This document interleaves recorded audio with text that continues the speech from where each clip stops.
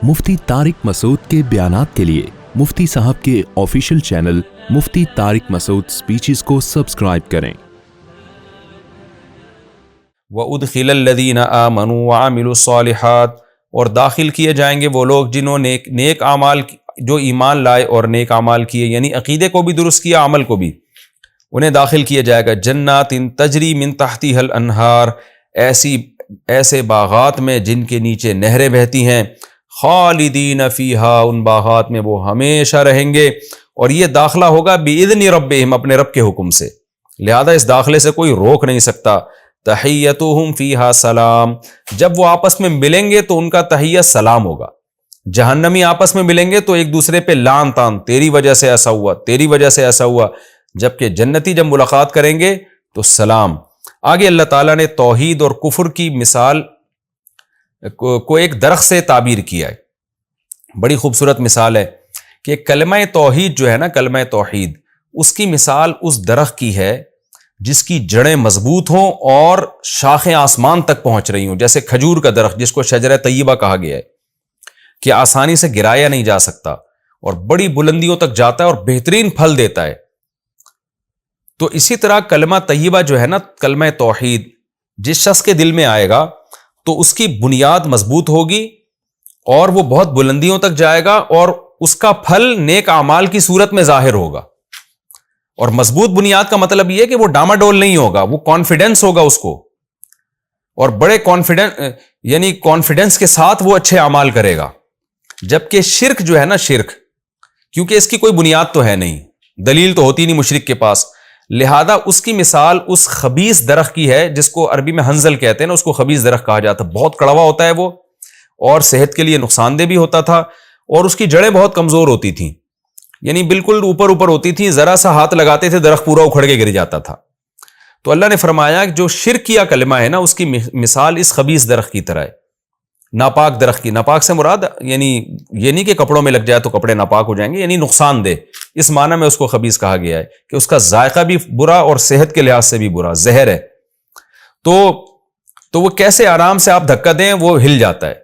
तो मुशरिक जो है ना, मुशरिक जो कलमा शिर्क उसके दिल में है, ये भी कोई मजबूत बुनियाद नहीं है। लिहाजा आप देखें ना, मुशरिकों को एक जगह इनके पांव नहीं होते, कभी किसी चीज को खुदा बना रहे हैं, कभी किसी चीज को खुदा बना रहे हैं, कभी किसी चीज को खुदा बना रहे हैं। और शिर्क के नतीजे में निकल क्या रहा है? कड़वा दरख्त। तो शिर्क के नतीजे में जो आमाल निकलते हैं वो भी कड़वे होते हैं। आप देख लो, आज कुफर के नतीजे में होमोसेक्सुअलिटी, ये कानून पास हो रहे हैं, माँ बाप को ओल्ड हाउस में जमा कराने के कानून पास हो रहे हैं, रिश्तेदारी तोड़ने के कानून पास हो रहे हैं, जिना हलाल हो रहा है, शराब हलाल हो रही है। तो ये कुफर की शाखें हैं ये। अगर आपका ईमान मजबूत होगा और कलमा तौहीद पर होंगे, क्योंकि तौहीद का मतलब एक खुदा को मानता हूं, तो फिर आप उसकी भी जाहिर मानेंगे, उसके नतीजे में सखावत वजूद में आएगी, रिश्तेदारी जोड़ना वजूद में आएगा, सब्र वजूद में आएगा, शुक्र वजूद में आएगा, और यतीमों का पर खर्च करना वजूद में आएगा, बुढ़ापे में बूढ़े माँ बाप की खिदमत करना वजूद में आएगा। तो ये वो मिसाल है उस पाकीज़ा फलों की। तो बड़ी खूबसूरत मिसाल अल्लाह ने तौहीद की और शिर्क की दी, कि एक की मिसाल खजूर के दरख्त की तरह है जिसकी जड़ें मजबूत हैं, हिलता नहीं है आराम से। तौहीद परस आदमी को भी उसकी जगह से हटाना बहुत मुश्किल है, लेकिन मुशरिक आदमी डामाडोल रहता है, क्योंकि उसको अगरचे वो शिर्क पर तो कायम रहता है, लेकिन उसकी जिंदगी किसी एक उसूल पर कायम नहीं रहती, और किसी और तरफ दलील आएगी उधर झुक जाएगा।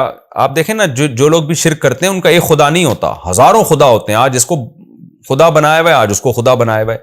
हाँ, जिद और हर धर्मी की वजह से वो एक जगह कायम रहें तो एक अलग बात है, लेकिन उनका ज़मीर उनको बार बार मलामत करता है कि हम गलत हैं, हम गलत हैं, लिहाजा उनमें करार नहीं होता। और फिर इतनी कमजोर जड़ों के बावजूद जो फल निकलता है वो कितना कड़वा निकलता है। तो शिर्क पर जो आमाल मुरतब होते हैं वो बहुत खतरनाक आमाल होते हैं, और तौहीद पर जो आमाल निकलते हैं वो खजूर के दरख्त की तरह। अल्लाह ने मिसाल भी देखें खजूर, क्योंकि हदीस में आता है कि यहाँ शजर तय्यबा से मुराद जो है ना, खजूर का दरख्त है। तो अल्लाह ने मिसाल भी ऐसी दी है, क्योंकि खजूर का जो फल है ना, वो ऐसा पाकीज़ा फल है कि हर लिहाज से वो इंसानी सेहत के लिए मुफीद है, यानी वो एक मुकम्मल ग़िज़ा है। کہ اس میں منرلز بھی آپ کو ملیں گے, اس میں کاربوہائیڈریٹ بھی آپ کو بہترین والا کاربوہائیڈریٹ ملے گا, یعنی وہ ذائقے کے لحاظ سے بھی اور طاقت کے لحاظ سے بھی ایک جامع قسم کا اللہ نے پھل پیدا کیا ہے. تو اس لیے اس کی اللہ نے ایک مثال دی. اللہ فرماتے الم تر کیف ضرب اللہ مثلا کلمۃ طیبۃ, کیا تم دیکھتے نہیں ہو اللہ کلمہ طیبہ یعنی لا الہ الا اللہ کلمہ توحید کی مثال دیتا ہے, کشجرۃ طیبۃ کہ وہ ایک پاکیزہ درخت کی طرح ہے, اصلھا ثابت جس کی جڑیں مضبوط ہیں. تو کلمہ طیبہ جو ہے نا توحید, اس کی بیس یہ بھی بڑی مضبوط ہے, کیونکہ دلائل ہے نا اس پہ, تو جو چیز دلیل سے ثابت ہوتی ہے وہ مومن کے دل میں بہت مضبوط مقام بنا لیتی ہے. اور اللہ نے فرمایا وفرعھا فی السماء, اور اس کی شاخیں آسمانوں میں. تو کلمہ توحید کی بیس پر جو عمل ہے وہ اوپر کی طرف جاتے بھی ہیں, یعنی اللہ کی ہاں ان کو مقبولیت بھی حاصل ہوتی ہے, اور وہ ایسے پھیلتے بھی ہیں, اور نکلتا کیا ہے کھجور جیسا پاکیزہ پھل. تو یعنی ان پہ جو اعمال مرتب ہوتے ہیں اس کلمہ توحید پر, وہ اعمال بھی بہت اچھے اور اعمال بھی بہت زیادہ ہوتے ہیں. کیوں؟ توتی اکولھا کل حین, ہر دفعہ وہ درخت پھل دیتا ہے. تو مومن جو ہے نا, جو توحید پرست ہوتا ہے, اس کی نیکی اور اس کے اچھے اعمال بھی بار بار اس کے جسم سے نکلتے ہیں بِإِذْنِ رَبِّهَا, اپنے رب کے حکم سے. وَيَضْرِبُ اللَّهُ الْأَمْثَالَ لِلنَّاسِ, اللہ یہ مثالیں لوگوں کے لیے بیان کرتا ہے. لَعَلَّهُمْ يَتَذَكَّرُونَ, شاید ان کو نصیحت حاصل ہو جائے کہ توحید پرست بننا چاہتے ہو یا مشرک بننا چاہتے ہو. تو توحید پرستوں سے یہ چیزیں, یہ اعمال نکلتے ہیں, اور مشرکوں سے کیا توہم پرستی نکلتی ہے. وَمَثَلُ كَلِمَةٍ خَبِيثَةٍ, اور خبیث کلمہ جس کو حنظل کا درخت کہا جاتا ہے, کڑوا, اس کی مثال, کلمہ خبیث سے مراد شرکیہ کلمہ, جو اس میں تمام قسم کے شرکیہ کلمات آ گئے, ان کی مثال ہے کشجرۃ خبیثۃ, اس خبیث درخت کی طرح ہے, اجتثت من فوق الارض, جس کو اکھاڑ دیا جائے اوپر ہی سے, کوئی گڑھا کھودنے کی بھی ضرورت نہیں ہے, کوئی بھی اس سے ٹکرا جائے تو وہ اکھڑ کے گر جاتا ہے نیچے. ما لہا من قرار, جس کو کوئی قرار سرے سے ہے ہی نہیں. یثبت اللہ الذین آمنوا, اللہ ثابت قدم رکھتا ہے ایمان والوں کو, بالقول الثابت, اس قول کے ذریعے جس کی جڑیں مضبوط ہیں, یعنی کلمہ توحید لا الہ الا اللہ. اس قول کے ذریعے اللہ مومنین کو ثابت قدم رکھتا ہے, فی الحیات الدنیا, دنیا میں بھی, و فی الآخرہ, اور آخرت میں بھی.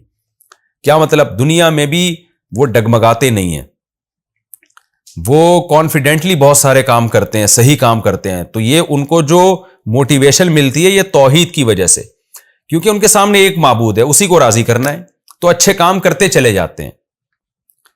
کیونکہ ایک خدا جب ہوتا ہے نا اور ایک مالک ہو, تو آپ اچھے کام کنٹینیو کرتے چلے جاؤ گے, بھائی اسی کو خوش کرنا ہے, تو جو وہ کہتا جا رہا ہے آپ کرتے چلے جاؤ.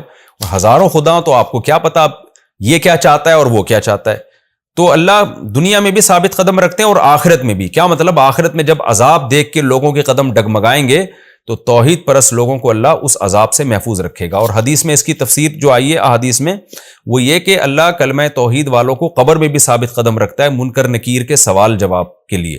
وہاں بھی ان کو صحیح جواب دینے کی توفیق ملتی ہے, میدان حشر میں بھی ان کو صحیح جواب دینے کی توفیق ملے گی. وَيُضِلُّ اللَّهُ الظَّالِمِينَ, اور اللہ ظالموں کو گمراہ کرتا ہے. ظالم سے مراد مشرک لوگ, وہ گمراہ ہو جاتے ہیں. وہ گمراہ کا مطلب روزانہ ان کی گمراہی میں اضافہ ہوتا چلا جاتا ہے. آپ دیکھ لیں آج دنیا میں یہ قرآن کی آیتیں بالکل ایک واضح ثبوت ہیں جو دنیا کے حالات ہیں. عقل پرست لوگ جو توحید کو نہیں مانتے, اسلام کو نہیں مانتے, کیسے کیسے قوانین پاس کر رہے ہیں, ان کی گمراہی میں روز بروز اضافہ ہوتا چلا جا رہا ہے. وَيَفْعَلُ اللَّهُ مَا يَشَاءُ, اللہ جو چاہتا ہے کر گزرتا ہے. تو اللہ کی یہ قدرت ہے کہ توحید پرستوں کو ثابت قدم رکھتا ہے اور شرک کرنے والوں کو اللہ گمراہی کی طرف لے جاتا ہے. یہ بھی ہمارا رکوع الحمدللہ کمپلیٹ ہو گیا. اس رکوع میں اللہ تعالیٰ نے ہمیں شیطان کے بارے میں, کہ شیطان ٹھیک ہے انسان کو گمراہ کرتا ہے لیکن زبردستی نہیں کر سکتا شیطان. تو آخرت میں تم شیطان کو ملامت کرو گے اور شیطان تمہارا مذاق اڑائے گا. وہ کہے گا میں نے تم پر کوئی زبردستی تھوڑی کی ہے, اللہ نے تمہیں بلایا, اس کی دعوت تم نے سنی نہیں, میں نے بلایا, تم میری دعوت پر لبیک کہہ کے آ گئے. اور یہ ایمان والوں کے لیے جنت کا تذکرہ اللہ نے کیا, اور کلمہ طیبہ کی مثال شجرہ طیبہ سے دی, اور شرک کی عقیدے کی مثال شجرہ خبیثہ سے دی.